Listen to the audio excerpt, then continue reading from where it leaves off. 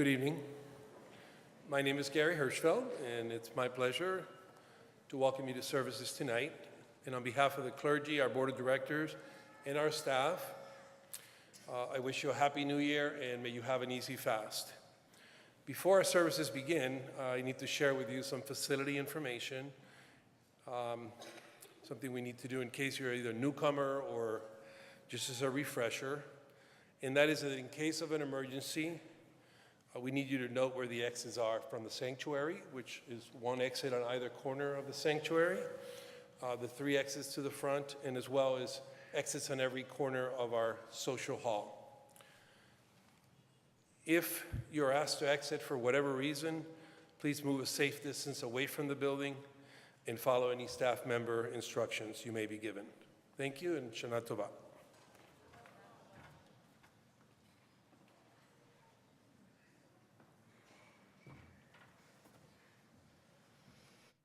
Happy New Year, everyone.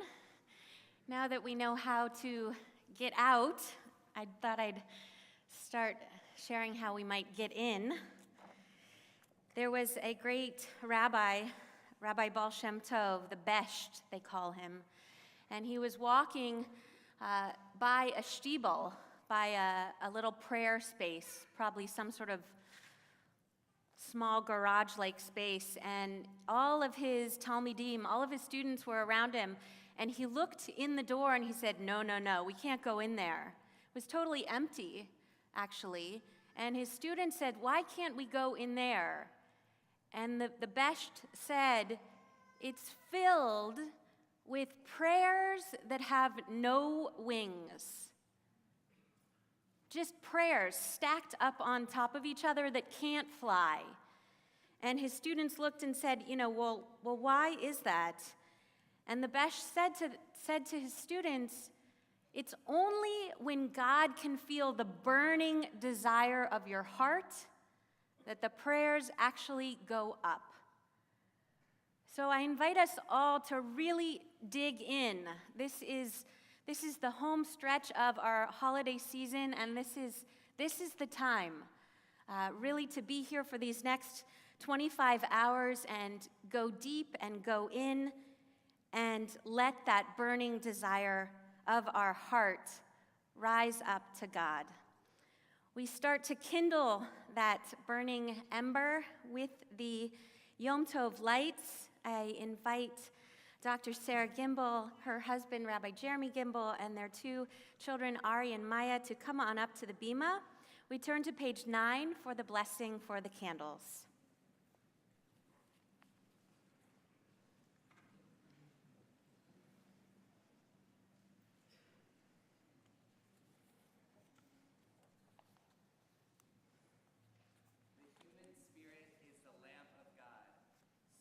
Out what lies within us, guided by the flame of conscience. On this sacred night, we search for truth. Shine your light upon us as we strive to serve you. May we find safety in your faithful love. We light the flame of healing and forgiveness. On this atonement night, we give thanks for love.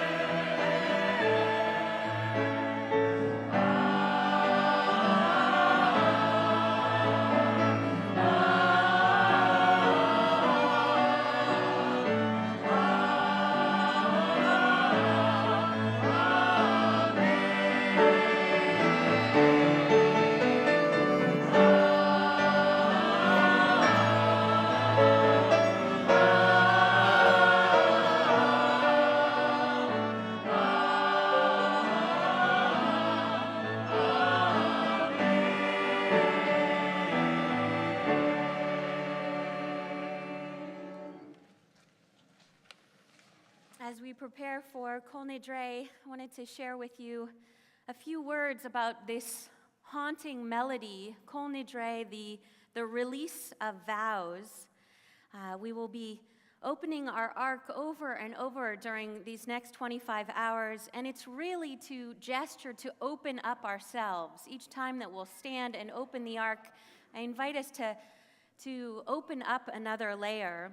My colleague and dear friend, Rabbi Suzanne Offit, shares this kavanah, this intention. She says, on these awesome days, our liturgy posits that God sits in judgment of our behavior, assesses our actions, and determines whether we warrant another year of life. This assertion of divine knowledge calls attention to the frightening depths of our own not knowing. None of us knows whether we will live or die this year or next or in many years. Perhaps there is a quiet moment amidst all the words that we say on these days when we allow ourselves to come more fully into this awareness. We imagine that the judgment of our lives will be sealed at the end of Yom Kippur, and in facing death, we face the limits of our lives. We are beckoned to become our own judge. This is the time. We are not here to try to accrue bonus points in some kind of cosmic ledger. We are not here to try to escape death by gaining favor with an unforgiving God. We are here to listen to the question that calls out softly and insistently from within and beyond us. What do each of us want to do with the time we have left?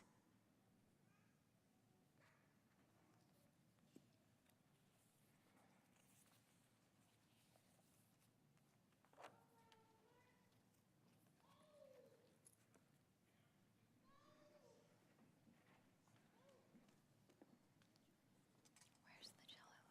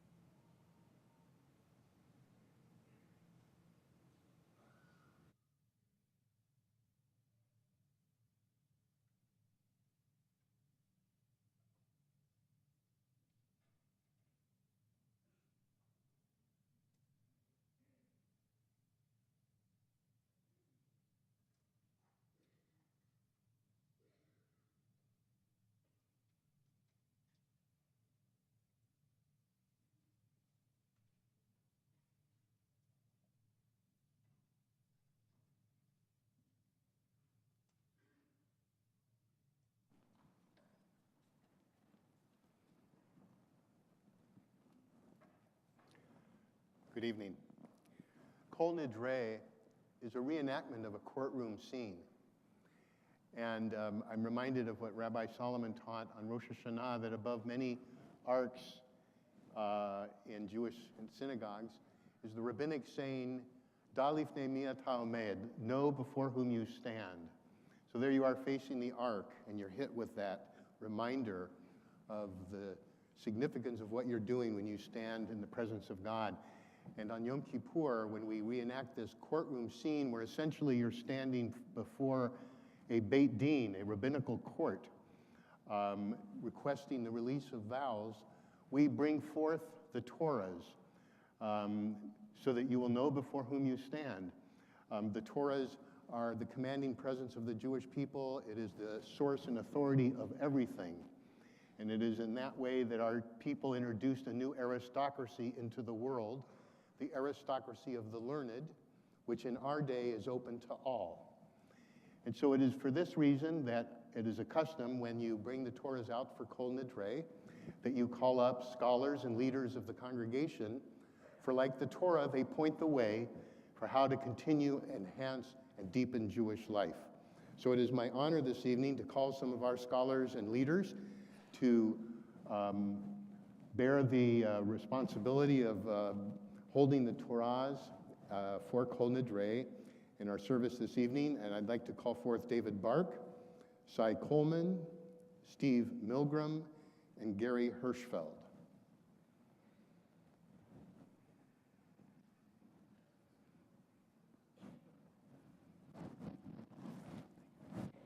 The wooden thing?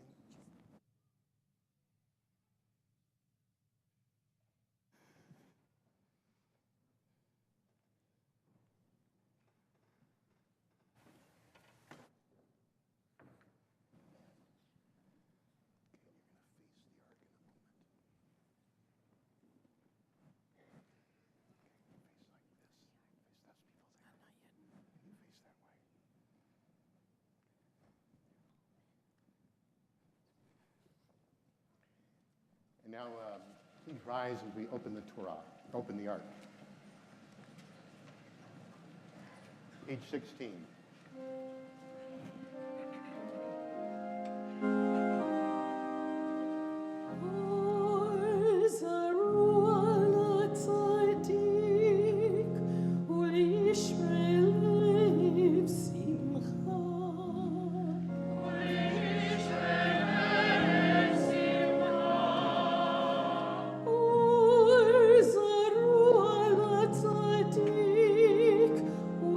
Israel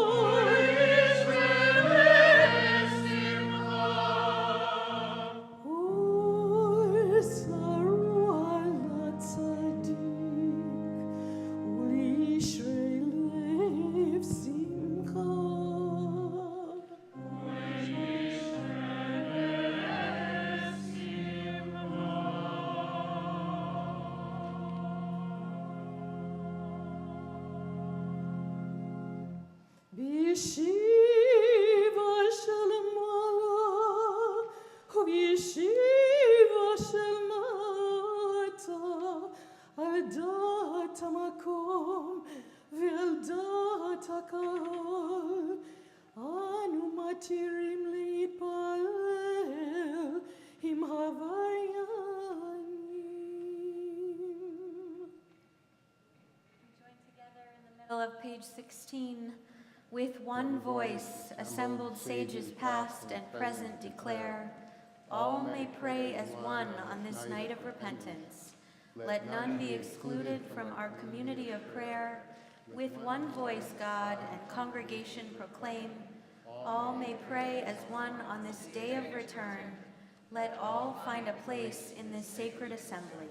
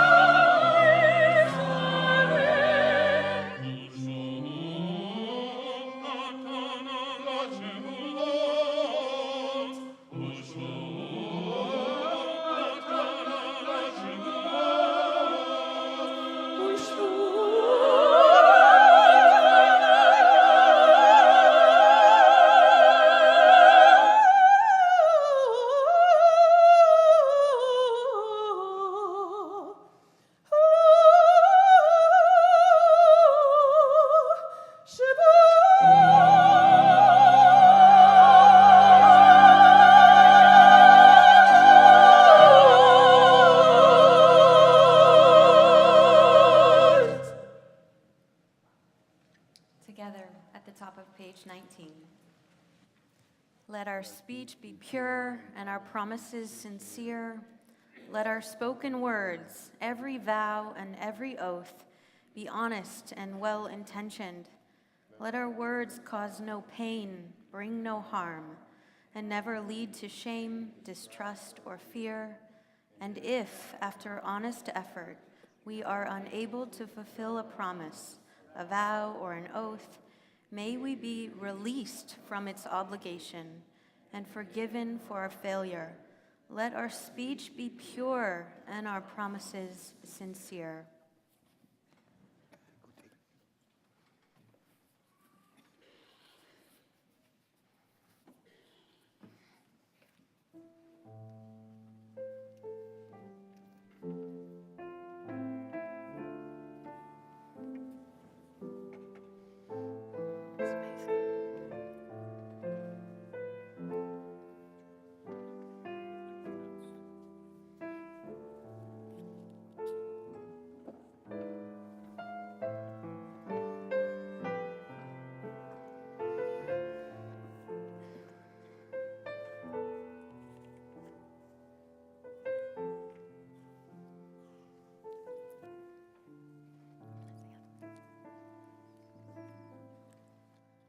As the Torahs are being returned to the ark, we begin to prepare ourselves for the Barhu, the shofar blast of our call to prayer, and the anticipation that the Shema, the call for oneness of ourselves, oneness of our community, oneness of our world, is just a little bit closer to us. We turn to page 22 for the Barhu, the Shema, and her blessings.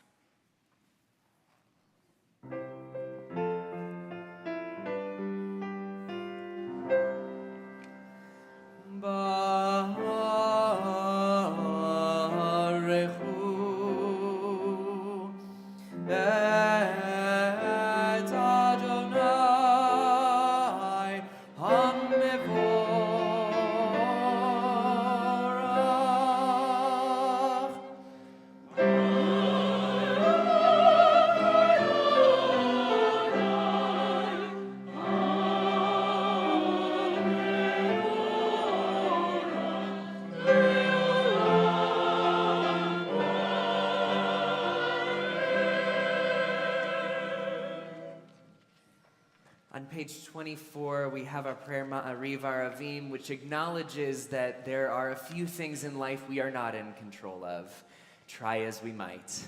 We are not in control of the rising of the sun and the setting of the sun. We are not in control of time. Those are things that are in the realm of the divine. So we pray together our Chatzimah at the bottom, Baruch Atah Adonai, HaMa'ariv Aravim. Blessed are you, Adonai, creator of twilight and dusk. Together in the middle of page 26. Our prayer for acknowledging God's everlasting love. Love beyond all space and time. Your love enfolds your people Yisrael. We receive it in your teaching, your gift of Torah, sacred obligations, discipline, and law. So let us speak these teachings when we lie down and rise up, and find joy forever in your Torah and mitzvot. They are the very essence of our life, ours to ponder and study all our days. May we never lose or be unworthy of your love. Baruch Atah Adonai, Ohev Amo Yisrael. For you are blessed, the one who loves your people Yisrael. We join together on page 28, Shema, and like the angels on high, we proclaim both Shema and Baruch Shem with a full voice.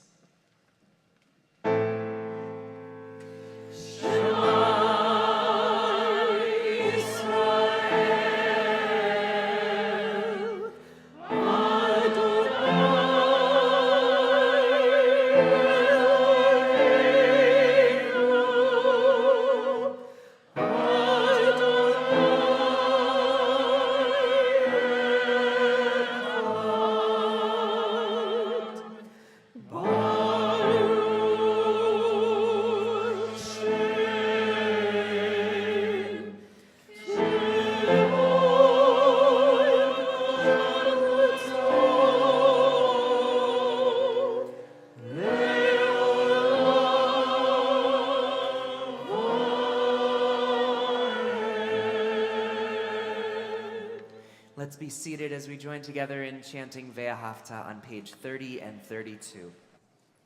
Ve'ahavta et Adonai Elohecha bechol levavcha uvechol nafshecha uvechol meodecha vehayu hadvarim ha'ele asher anochi mitzavecha hayom al levavecha vishinantam levanecha v'dibarta bam b'shivtecha b'veitecha uv'lechtecha v'aderech uv'shochbecha uv'kumecha ukshartam leot al yadecha v'hayu letotafot beineinecha uchtavtam al mizuzot beitecha uvisharecha leman tizkeru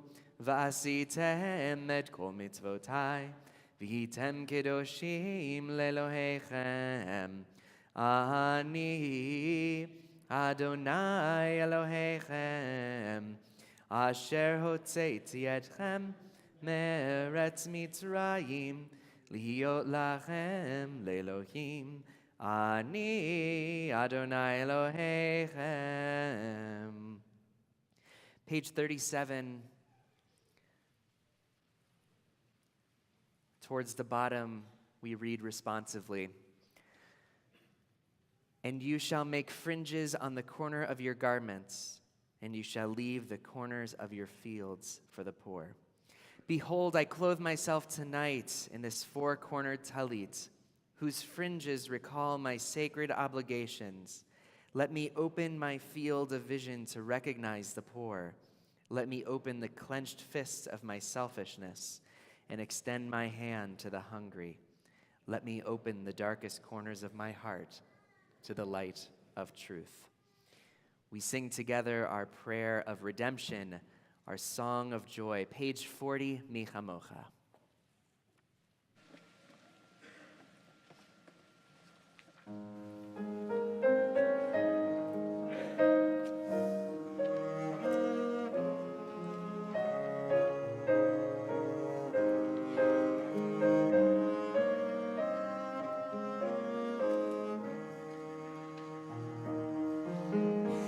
Mi chamocha, by Lima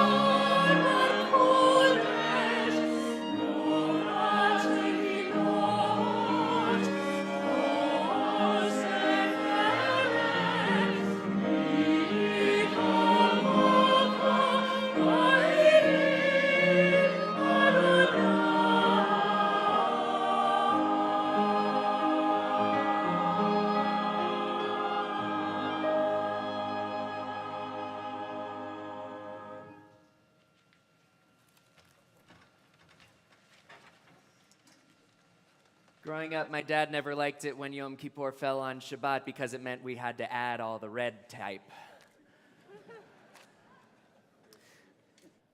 But of the things that we're going to be adding this evening to celebrate Shabbat, how fitting it is that it is V'shamru. Let Israel keep Shabbat and celebrate Shabbat for all generations.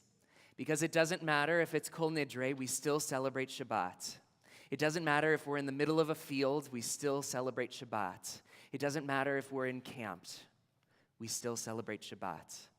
Wherever we are, whatever we are doing, we as Jews still observe Shabbat. So we join together on page 44 for V'shamru.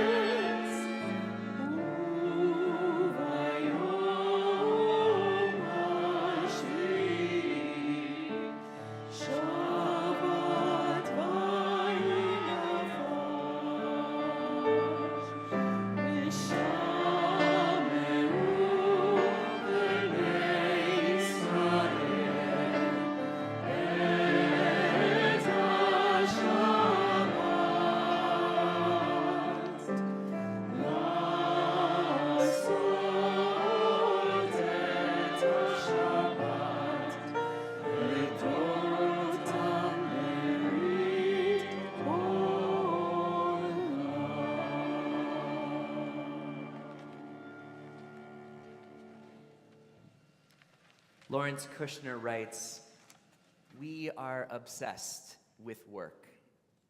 During the week, we rest so we can go back to work. We play so that we can go back to work. We love so that we can go back to work. One ulterior motive after another, worrying over the past, living in the future. But one day each week, there is a day devoted to being present, the seventh day. On that day, we do not have to go anywhere or do anything. Everything is done, and we are already here." Just like Shabbat gives us a day to be present to our need to rest, so too does Yom Kippur give us a day to be present with our attempts at teshuvah, of repairing our relationships. We begin our Amidah by rising as we're able on page 46.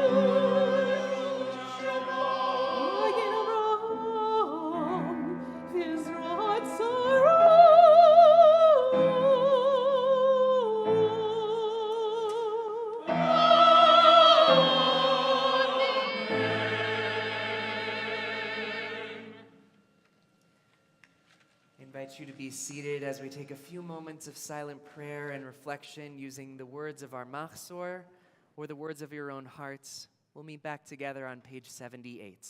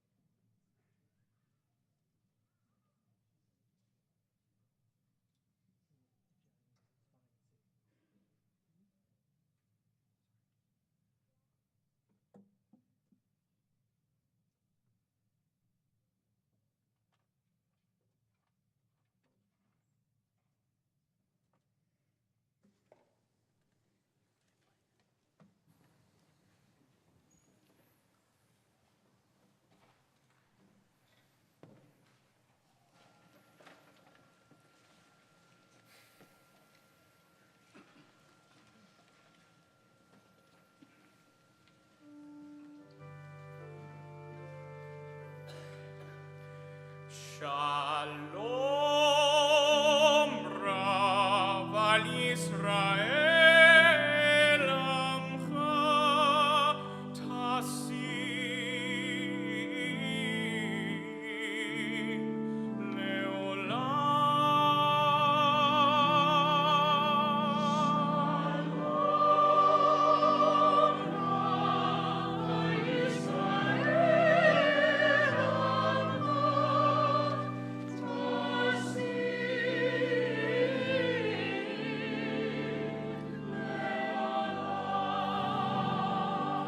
Ki ata hu melech adon lechol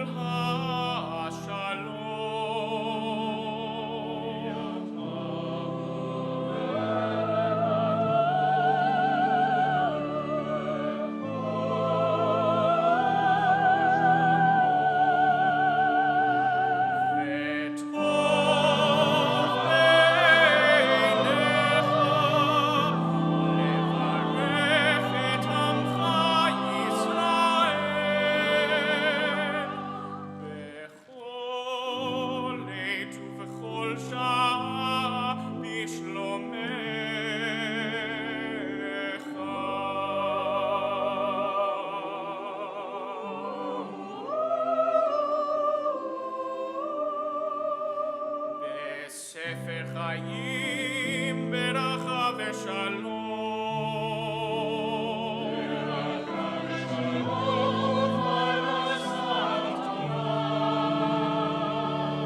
ברכה ושלום.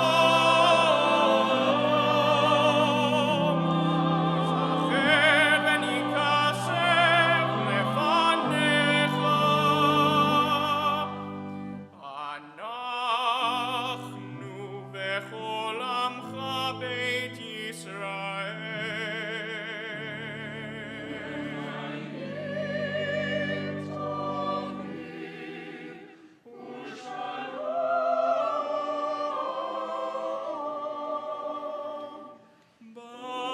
ברוך אתה אדוני עושה השלום.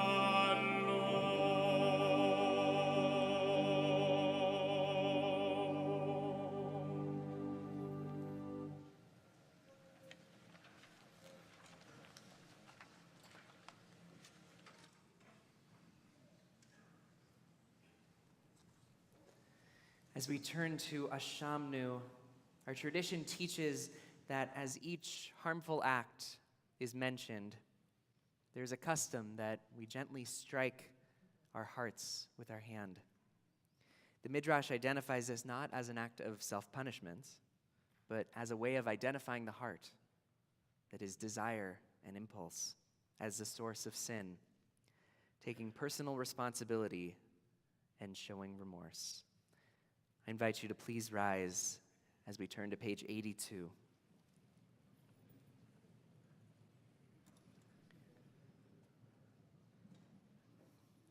Together in the middle of the English. Our God and God of all generations, may our prayers reach your presence, and when we turn to you, do not be indifferent.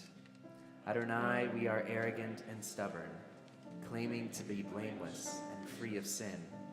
In truth, we have stumbled and strayed. We have done wrong.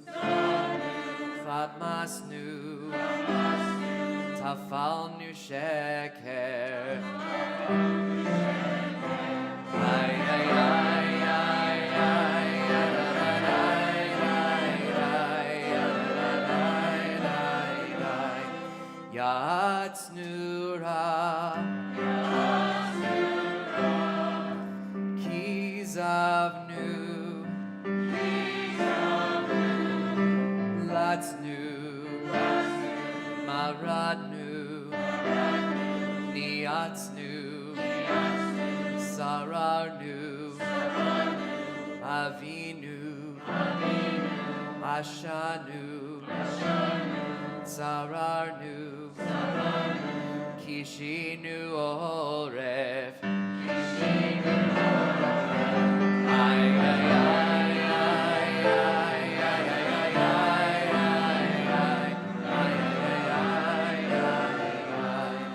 Rashanu,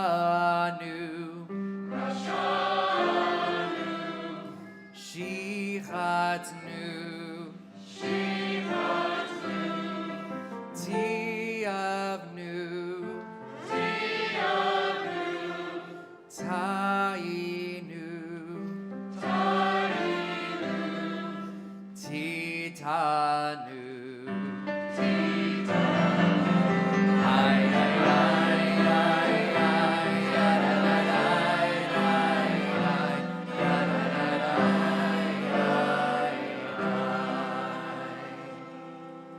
Page 91, let's join together in the English.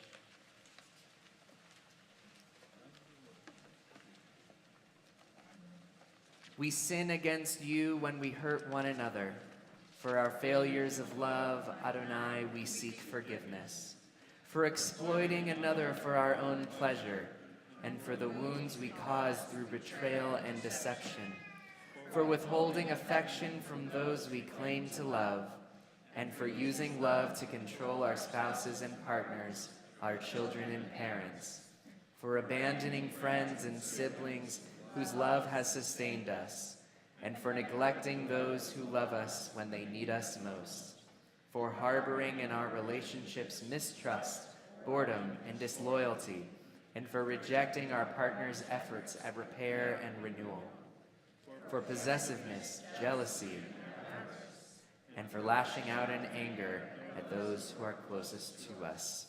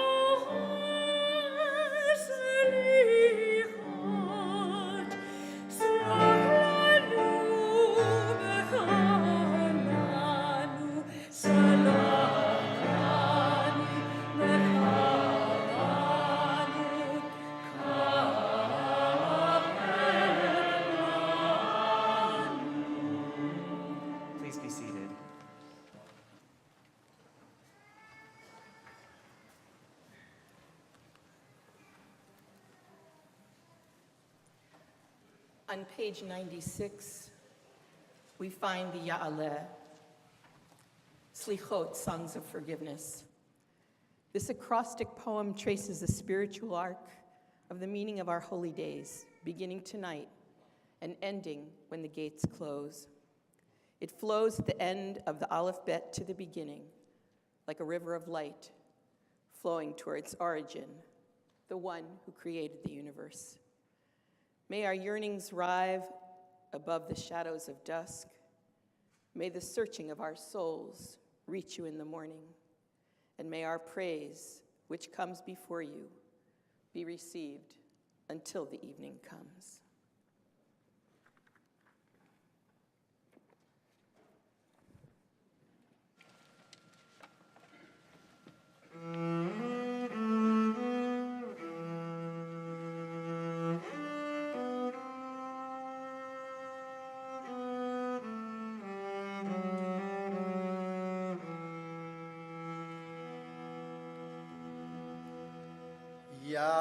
Ya'aleh tachanunenu me'erev ve'yavo shavatenu miboker ve'yera'er rinunenu ad erev. Ad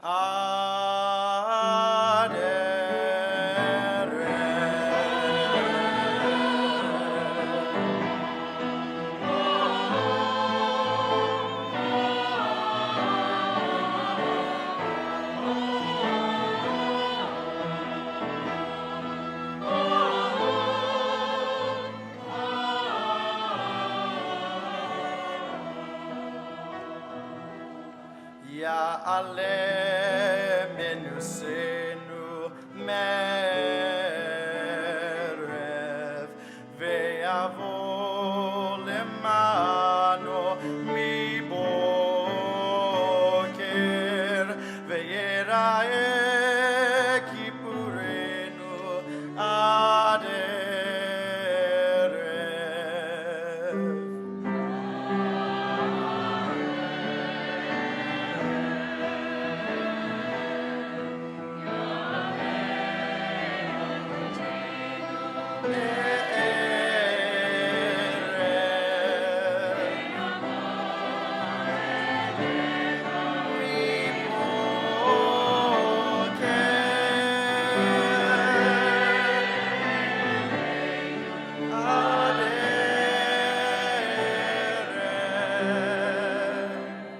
יש לי סיכוי להינצל,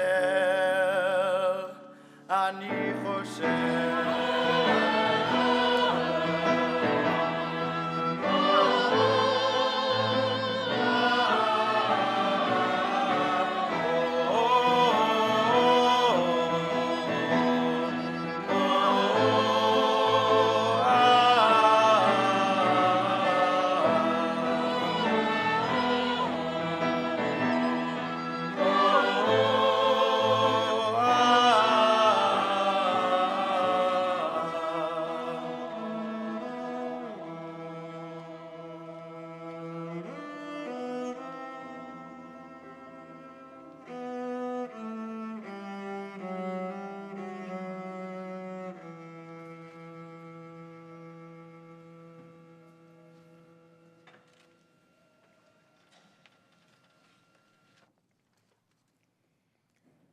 I once read something about a woman named Karen Pyre.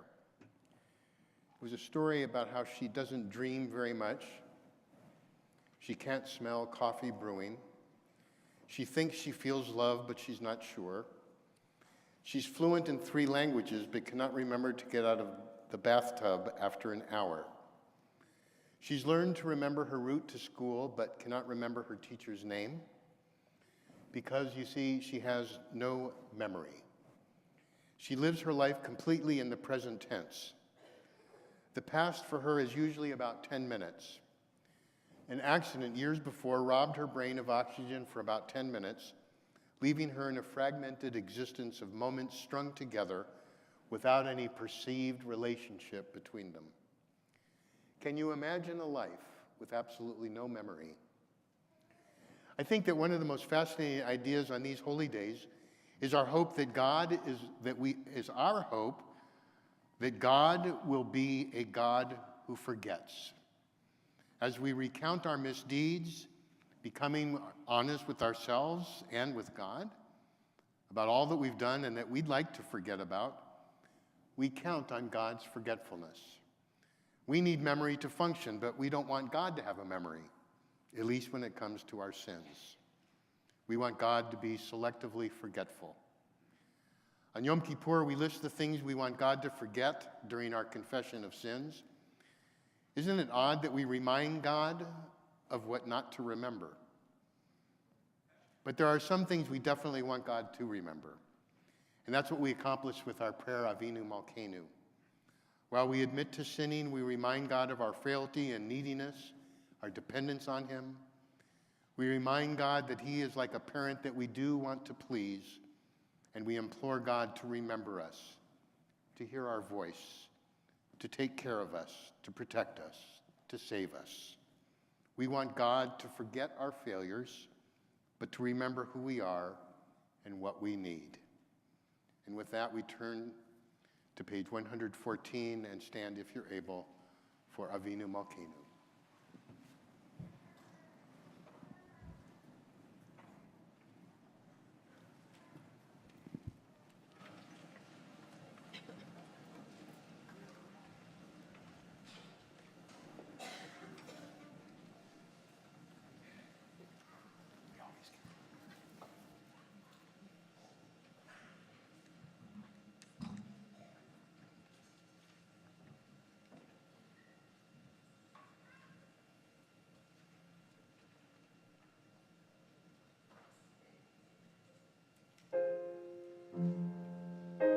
Avinu Malkeinu, Shema Koleinu. Avinu Malkeinu,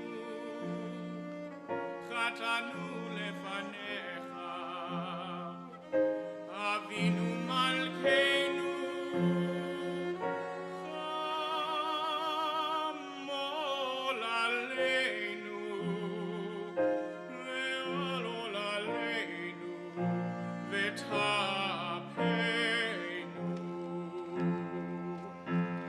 Avinu Malkeinu,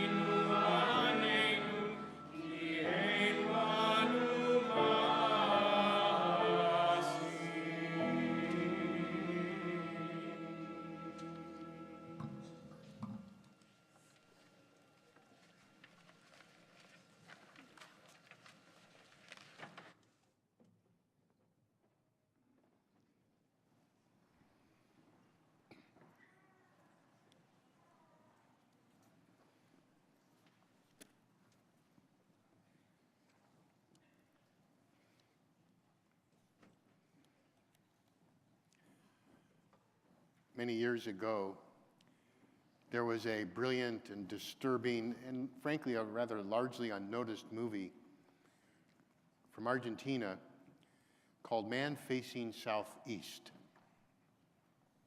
The opening of the movie is terrifying. In an office in a mental hospital, a psychiatrist is sitting across from a man whose entire head, eyes, all of it is wrapped in bandage.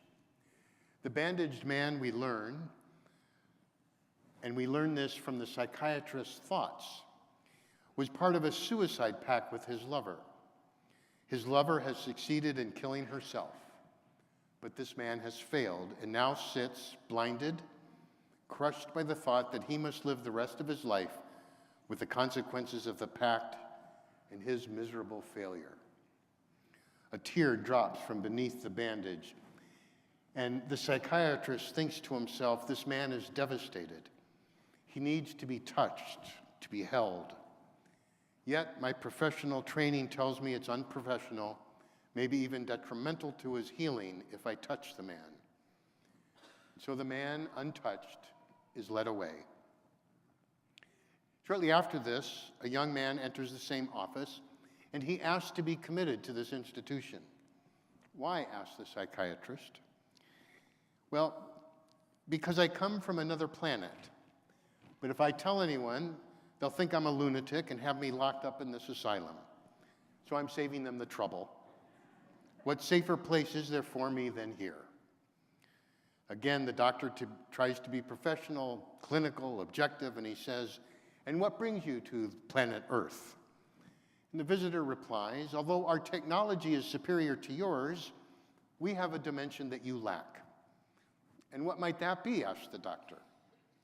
Well, you see, the visitor says, we have only the capacity to reason, but you have both the capacity to reason and to feel.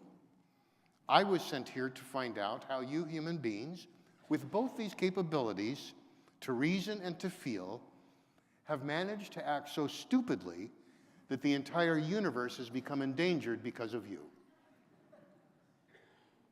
You can stay, says the doctor.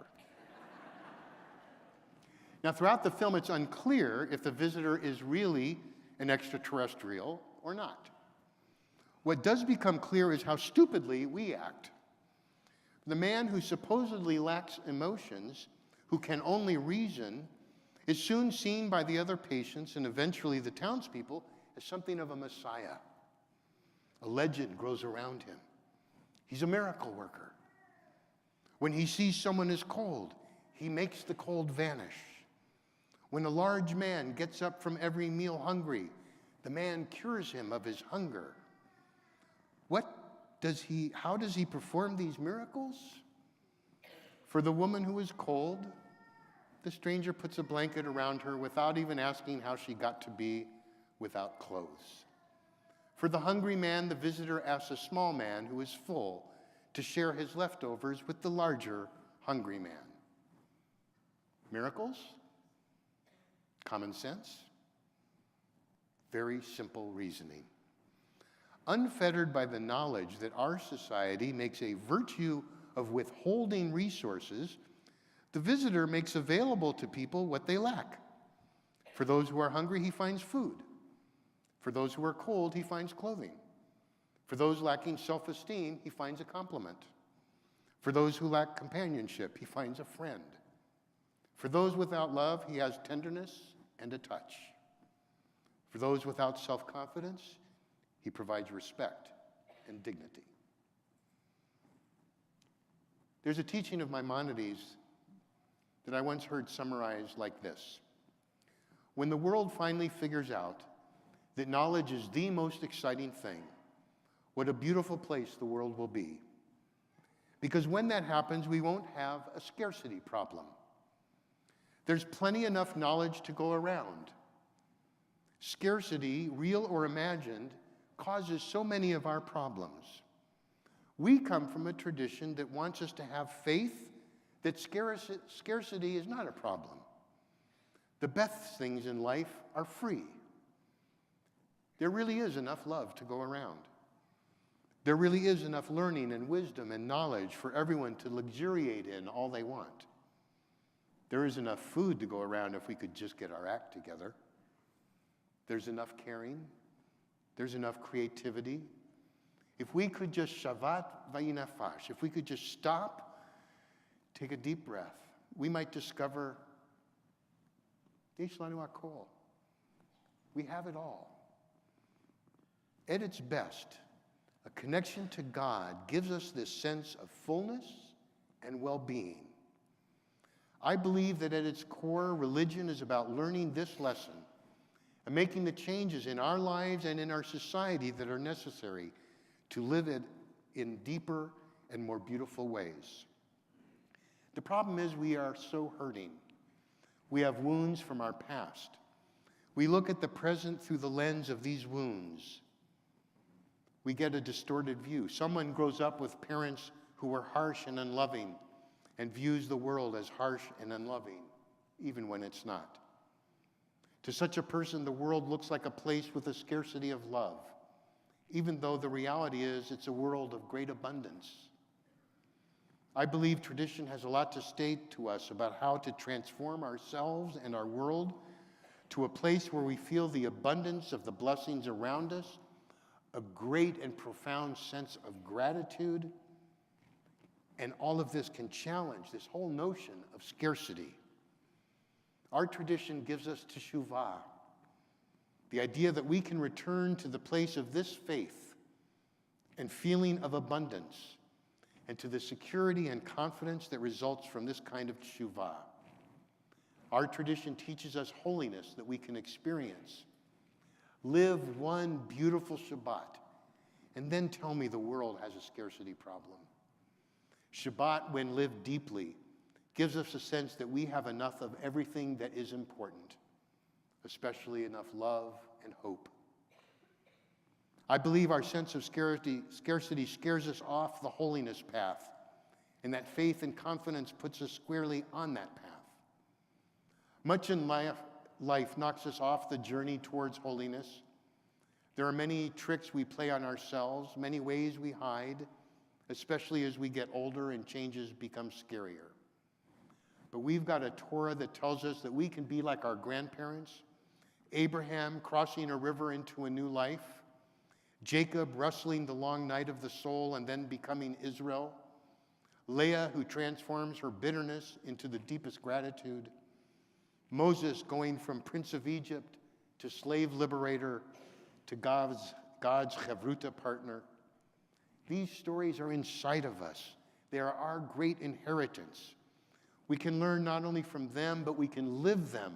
We can transform our lives and have faith in the abundance of love and kindness in our lives and commit to sharing them with others.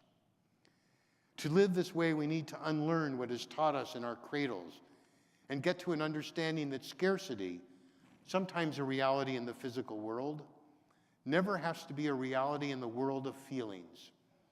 Love and human kindness are qualities without measure, and their rewards are without measure.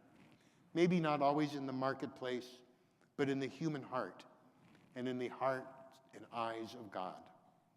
Assurance, validation, dignity, respect, these are human needs. They may be rare like diamonds, but that's only because we've distorted God's world to make them scarce. We've managed to render dear, meaning scarce, what our dear God has urged us to pour out on those whom we hold dear and those who are dear to others.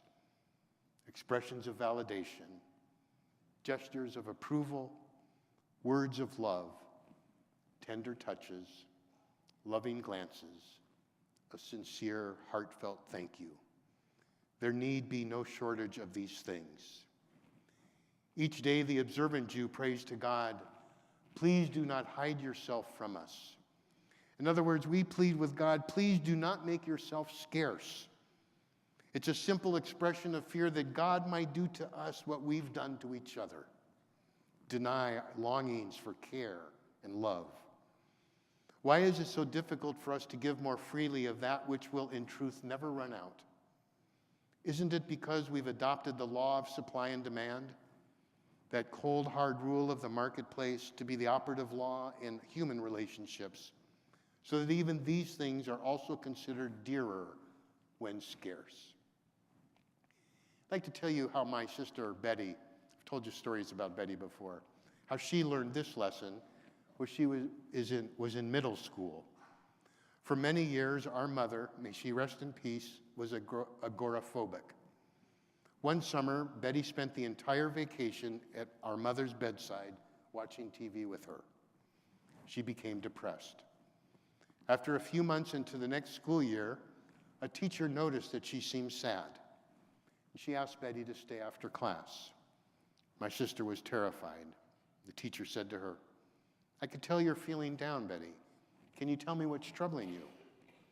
Averting her eyes, afraid to make contact, Betty told her about her summer and that she was left feeling sad and bad about herself. The teacher softly said to her, "Look at the walls, Betty. Look at the walls of this classroom." Betty wasn't sure what she was getting at. "Look at the walls," she said. Betty lifted her eyes, started looking at the walls of her classroom. "Betty, the walls of this classroom are covered with your work. Every poem you write, every picture you draw is on the walls of this room." Those words changed my sister's life. Words of comfort, kindness, affirmation. My sister's now a school teacher and an accomplished artist, and she remembers that teacher. And she once said, "Every day I try to give that away to one of my students. Simple human kindness and sensitivity that saved a girl's life and is now freely given to her students. Doesn't cost her anything, but may save another student's life." The Bible says tzedakah is as strong as death. I like the way it's expressed in a modern song which says love is stronger than death. Love outlasts death. There need be no shortage of the most important things in life: love, human kindness, caring.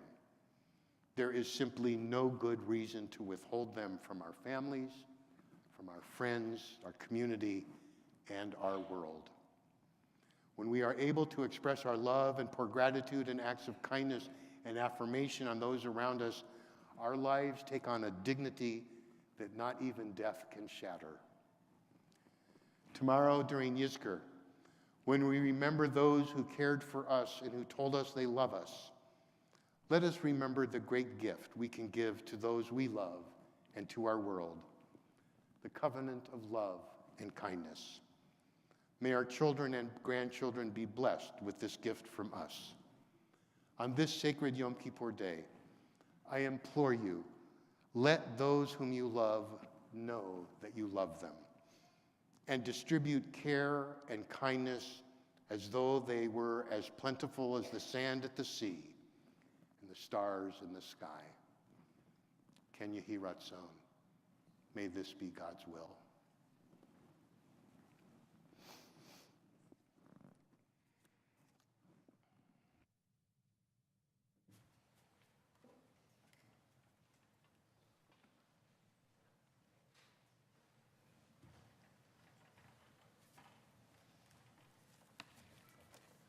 Thank you, Rabbi. And yes, we do have it all. Shana Tova, I'm Gary Hirschfeld, President of Beth Israel. I want to introduce on our bima, to my left is Carla Fox. She's a very active volunteer with our caring community. I encourage you all to seek a volunteer position with us. And thank you all for your continued dedication to our synagogue.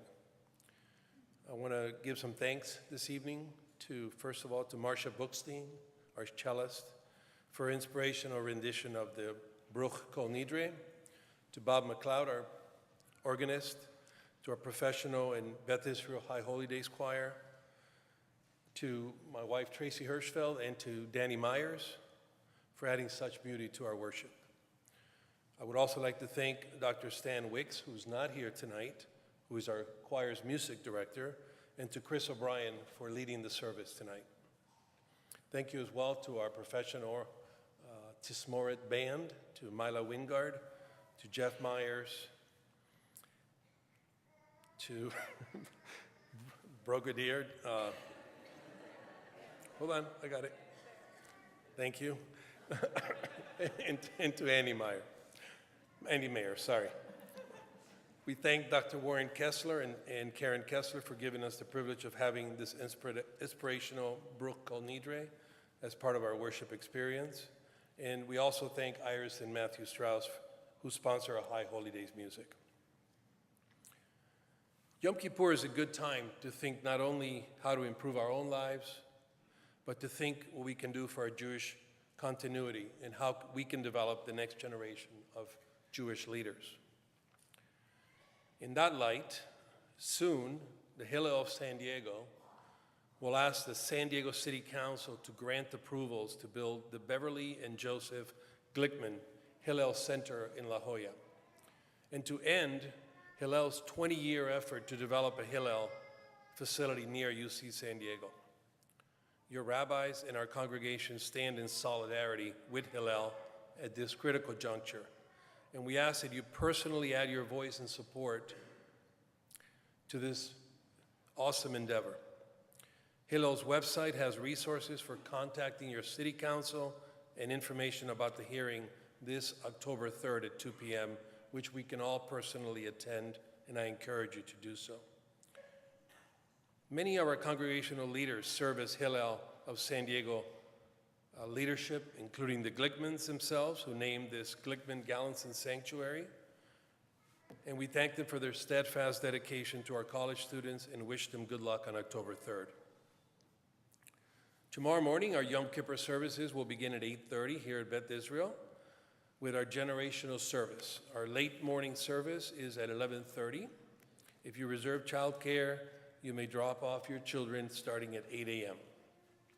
During the day, we have a number of food for thought opportunities starting at 10:30 in the morning.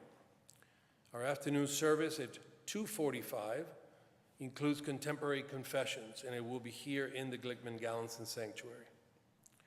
Our Yizkor and Nila services will follow at 5:15.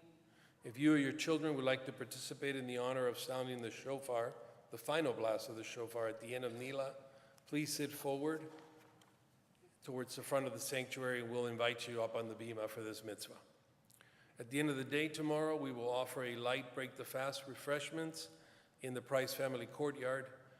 And our Break the Fast on Yom Kippur is in memory of Mickey Stern, who had funded our Break the Fast since 2011. A Sukkot morning service will be held at Beth Israel on Monday, October 5th at 10 a.m., followed by a light Kiddush lunch. We invite you to join us for Rabbi Allison Solomon's installation on Friday, October 6th and Saturday, October 7th. Details in RSVP are on our website. It is sure to be a fabulous weekend of learning and celebration as we honor our rabbi's installation. On behalf of Rabbi Burke, Rabbi Cantor Bernstein, Rabbi Solomon, and Rabbi Gimbel, as well as our board of directors and all of our dedicated staff here at Beth Israel, we wish you and your family a healthy and joyous new year, and may you have an easy fast. Thank you.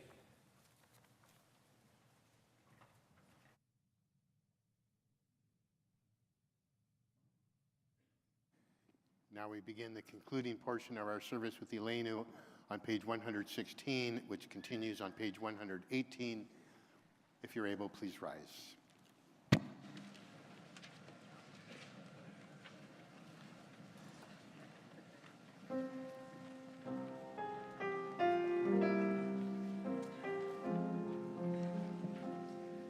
Aleinu l'shabeach la'adon hakol, la'tet gedula le'otzer bereshit, shelo asa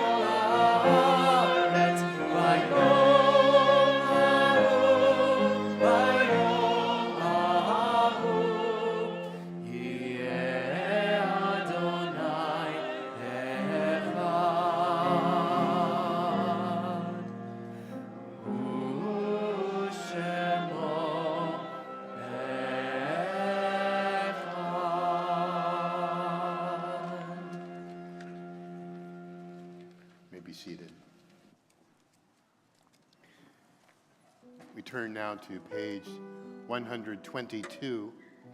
And as we prepare for Mourner's Kaddish, we mention the names of those who have passed recently in the last month and at this season in years past. When you hear the name of your loved one, if you're able, please rise. Still observing Shiva, the first week after passing are those who remember Richard Heimler, the father-in-law of Jenny Gerson Heimler, Francie Starr, the mother of Marcy, Amy, Pam, and Peg, and the grandmother of 8, and the great-grandmother of 3, and Gwen Ella Zelek, mother of Daniel Zelek, and Stephen Zelek, the wife of Ronald Zelek, and grandmother of 3.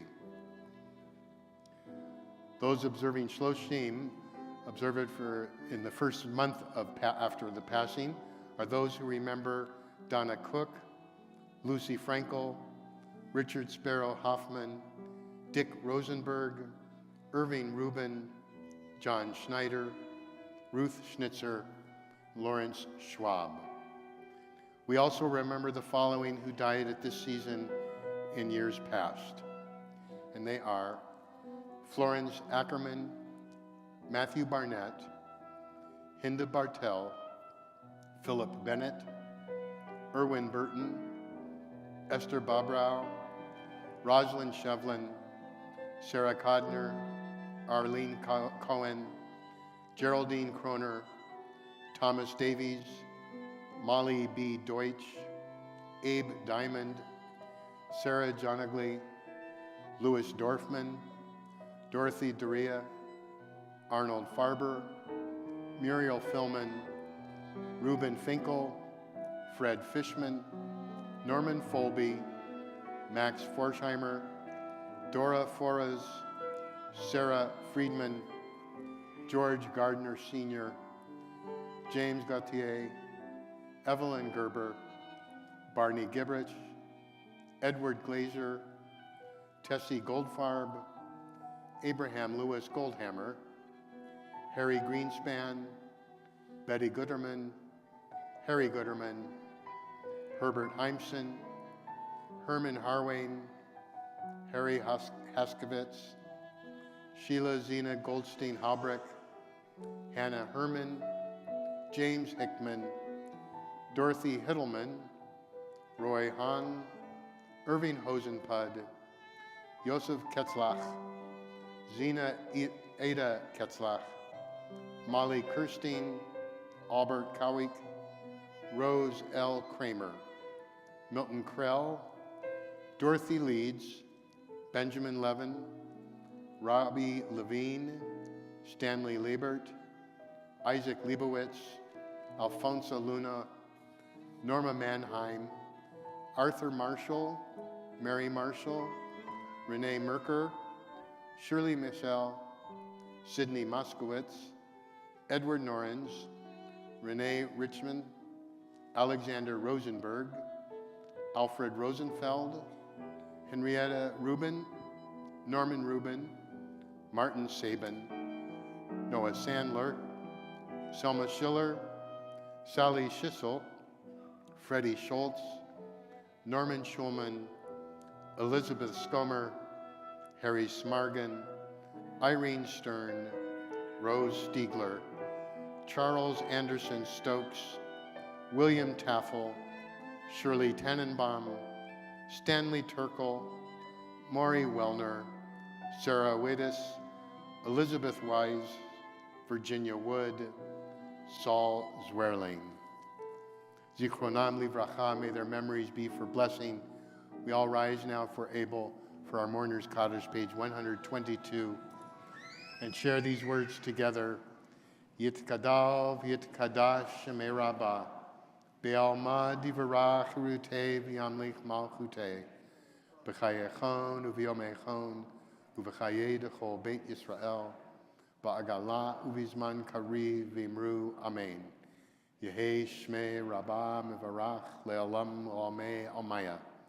Yitbarach v'yishtabach v'yitpa'ar v'yitromam v'yitnaseh v'yitadar v'yitaleh v'yitalal Shmei T'kudisha Brichu La'ela ula'ela mikol birchata v'shirata tushbahata v'nehamata da'amiran be'alma v'imru amen.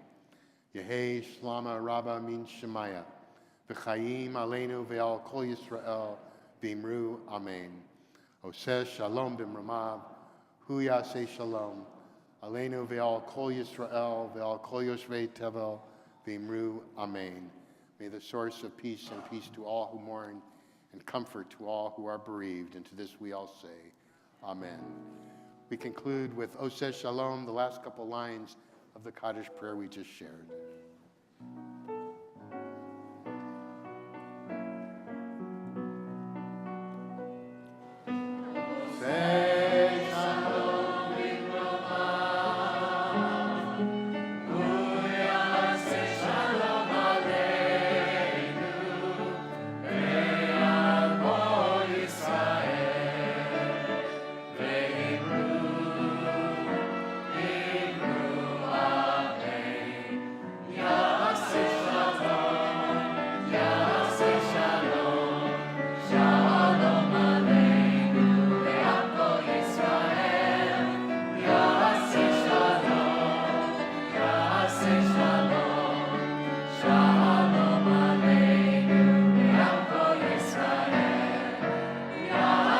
Shalom.